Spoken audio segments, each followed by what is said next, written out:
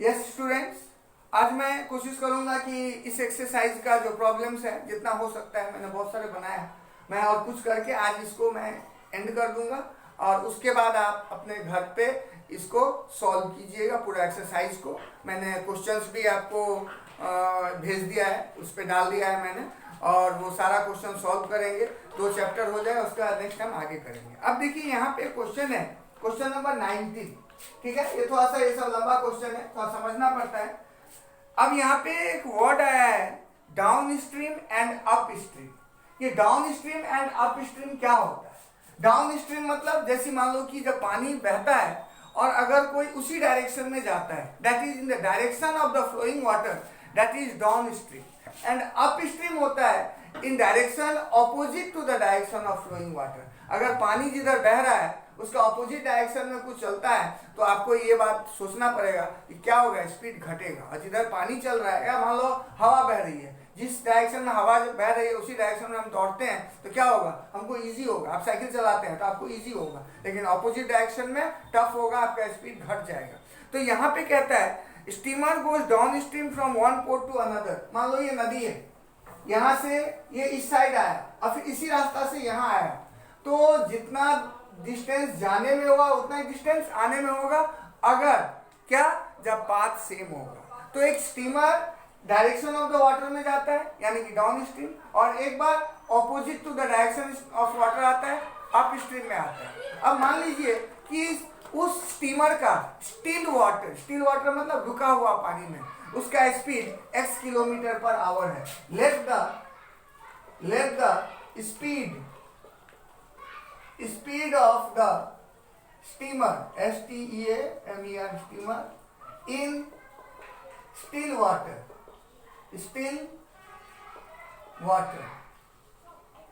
Equals to x kilometre per hour. ये रुका हुआ पानी में इसका स्पीड है। ठीक है, अब it covers the same distance upstream in 10 hour. अब इसका स्टीमर का स्पीड x है। अब ये जब डाउन स्ट्रीम में जाता है तो इसका स्पीड क्या होगा, the speed of the steamer भी 1 kilometre per our. Speed of the stream का स्पीड कितना है, speed of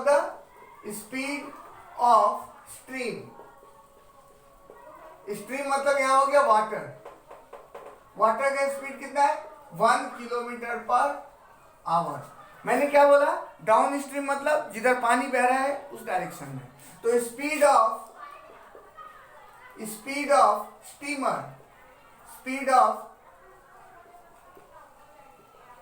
steamer in down stream कितना हो जाएगा, ये x था और वाटर का स्पीड 1 किलोमीटर, तो ये हो जाएगा x + 1 किलोमीटर पर आवर। और डाउन स्ट्रीम में उसको जाने में कितना समय लगता है, 9 hour. Time taken in down stream,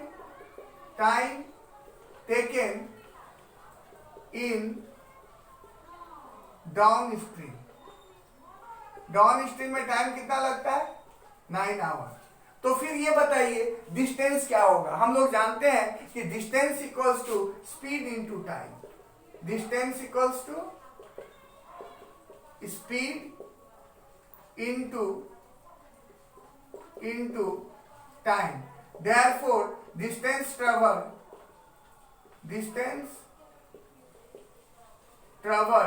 in down stream equals to 9 into down stream में स्पीड ऑफ द स्टीमर क्या था, x + 1, तो 9 into x + 1 इतना किलोमीटर हो जाएगा डाउन स्ट्रीम में। अब देखिए स्पीड ऑफ द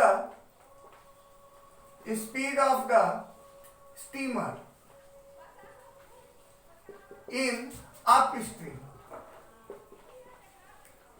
स्ट्रीम में क्या होगा, उसका स्पीड घट जाएगा। कितना घटेगा, जितना वाटर का था, तो x - 1 किलोमीटर पर आवर होगा। अब time taken in down stream कितना है, टाइम टेकन इन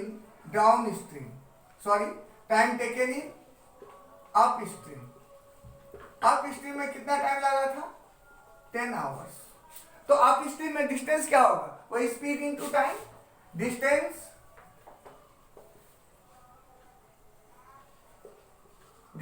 इन अप स्ट्रीम क्या होगा, speed into time, that is 10 into x minus 1। यहाँ पे -1 हो जाएगा क्योंकि यहाँ पे घट गया, इतना किलोमीटर हो जाएगा। अब बताइए आने में यहां से यहां गया और यहां से फिर यहां आया सेम पाथ से, तो डिस्टेंस क्या होगा, इक्वल होगा। तो यहां से हम लोग इक्वेशन बना सकते हैं। तो they are according to the problem 10 into x minus 1 equals to 9 into x plus 1। अब यहां से अगर मैं सॉल्व करूंगा तो मुझे x मिल जाएगा। तो क्या हो जाएगा, speed of the steamer in still water क्या होगा, मुझे निकल जाएगा। अब अगर मुझे डिस्टेंस फाइंड करने बोला है तो मैं डिस्टेंस कैसे फाइंड कर सकता हूं। अब ये बताइए कि distance in upstream and distance in downstream दोनों सेम है। तो मैं x का वैल्यू अगर मैं डिस्टेंस इन अप स्ट्रीम में पुट कर दूं या डिस्टेंस इन डाउन स्ट्रीम में पुट कर दूं तो दोनों केस में सेम आएगा, हमको distance between the two ports आ जाएगा। तो ये क्वेश्चन इसको सॉल्व करने पे बन जाएगा। उसके बाद देखिए एक दूसरा क्वेश्चन है 20, ये भी थोड़ा सा डिफरेंट है तो मैं इसको समझाता हूं। क्वेश्चन नंबर 20 मैं इसको रब करता हूं। क्वेश्चन नंबर मैं अब 20 बनाता हूं। क्वेश्चन नंबर 20 में क्वेश्चन क्या है, कहता है कि एक मान लो कि ये हाईवे है, ये रोड है सीधा, एक आदमी यहां से चलता है और एक आदमी यहां से, दोनों एक दूसरे के तरफ, they are moving towards each other और दोनों का अलग अलग स्पीड है। ये क्वेश्चन है कि और ये जो दोनों जहां से स्टार्ट होता है इनके बीच का डिस्टेंस कितना है, 300 किलोमीटर। ये यहां से स्टार्ट करता है और ये यहां से, ठीक है। The two motorcyclist start simultaneously, मतलब एक ही टाइम पे स्टार्ट करता है, from this station and move towards each other. The speed of one of them is 7 kilometre more than that of the other. इसमें से मान लीजिए कि एक ये A है और ये B है। मान लीजिए A का speed x kilometre per hour है और B का स्पीड इससे 7 ज्यादा है, तो क्या होगा, x plus 7 kilometre per our इसका स्पीड है। अब 2 आवर्स के बाद ये दोनों एक दूसरे की तरफ चलता है, 2 घंटा में इसका स्पीड ज्यादा है तो ये ज्यादा दूर तक जाएगा, इसका स्पीड कम है तो ये कम दूर तक जाएगा। ये मान लो यहीं तक आया ए, ठीक है। 2 घंटा में ये कितना डिस्टेंस कवर करेगा, तो डिस्टेंस इक्वल टू क्या होता है, स्पीड इनटू टाइम। तो 2 घंटा में बी कितना डिस्टेंस कवर करेगा, 2 इंटू एक्स प्लस 7। और 2 घंटा में ए कितना डिस्टेंस कवर करेगा, ये 2x डिस्टेंस, स्पीड है x और टाइम है 2 आवर, तो 2 इंटू एक्स। 2 घंटे के बाद इन दोनों के बीच का डिस्टेंस कितना बच जाता है, 34 किलोमीटर। यानी कि that means this distance what is remaining, that is 34 kilometre. ये इतना किलोमीटर है 2x किलोमीटर, ये 2 इंटू एक्स प्लस 7 किलोमीटर। अब मुझे बताइए कि ये तीनों को अगर मैं ऐड करता हूं तो कितना होगा, टोटल डिस्टेंस 300 किलोमीटर। तो अकॉर्डिंग टू द क्वेश्चन ये क्या होगा, हम लोग पहले ऐसे पकड़ेंगे, suppose the speed of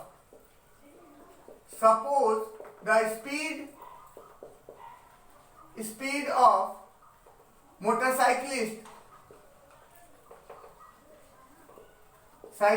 A equals to x kilometre per hour, therefore the speed of motorcyclist B equals to x plus 7 kilometre per our. Distance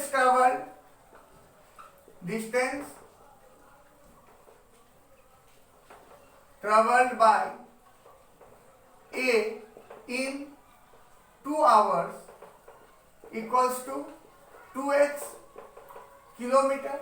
distance traveled by B in 2 hours equals to 2 into x plus 7 kilometer, and distance between them after 2 hours, distance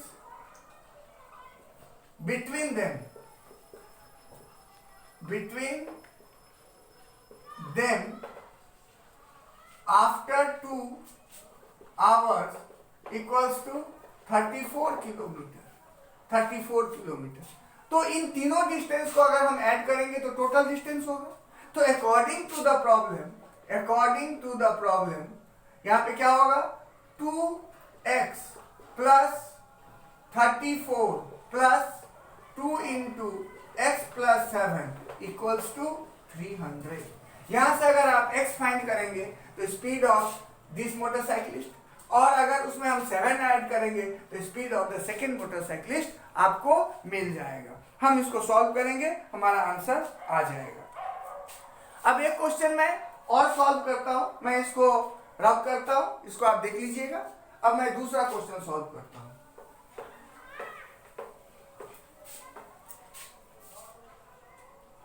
question number 24 कहता है Monu's father is 26 year younger than Monu's grandfather. Monu का father Monu के grandfather से 26 year younger मतलब छोटा है, and 29 year older than Monu, और मोनू से 29 ईयर बड़ा है, और इन तीनों का एज कितना है 135 ईयर, इन तीनों का एज का सम। तो what is the age of each one of them. हम मान के चलते हैं कि let the present age of Monu equals to x years. Monu का फादर क्या है 29 ईयर, ठीक है। Monu's father 26 younger than Monu's grandfather, 29 year older than Monu. तो मोनू का फादर इससे 29 ईयर बड़ा है, तो देयरफॉर मोनूज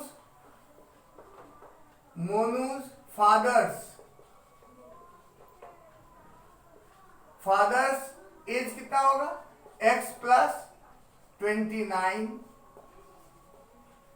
ईयर्स, और मोनू का ग्रैंडफादर इनसे फिर 26 ईयर बड़े हैं। मोनू का फादर छोटे हैं 26 ईयर, मतलब मोनू का ग्रैंडफादर 26 ईयर बड़े हैं। तो therefore Monu's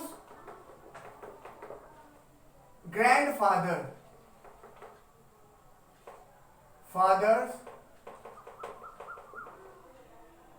as equals to x plus 29 plus 26, that is equals to x plus 55, x plus 55। अब देखिए ये मोनू का एज हो गया, ये मोनू का फादर का एज हो गया, और ये मोनू का ग्रैंडफादर का एज हो गया, और इन तीनों का सम कितना कह रहा है, the sum of the ages of the three is 135। तो अकॉर्डिंग टू द प्रॉब्लम ये तीनों यानी कि x plus 29 plus x plus 55 equal to ये तीनों मिला के कितना है 135।